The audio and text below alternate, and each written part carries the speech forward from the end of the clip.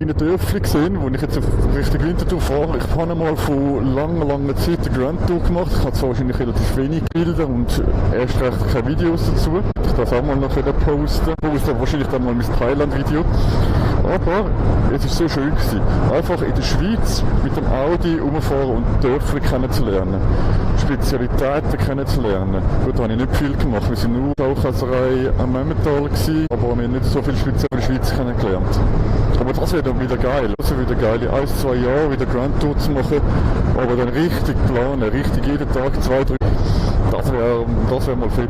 Ja, ich sehe dort, die Helfer hat aber dran. Nein, das ist schön gewesen. Grand Tour ist schön. Grand Tour, Werbung, also wie das keine Grand Tour ist einfach so, du fährst und dann siehst du immer wieder, man muss mal schauen, auf der Tafel entsteht irgendwie Grand Tour.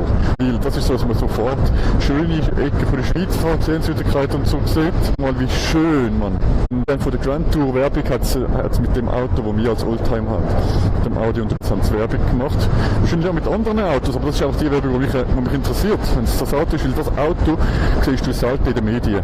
Das ist irgendwie so, das Auto ist irgendwie so abgeschottet, also das siehst du wirklich das Auto, da siehst du VW Kaufrad und VW Golf und so ist es 1000-mal mehr das gesehen als das Audi und der QPS.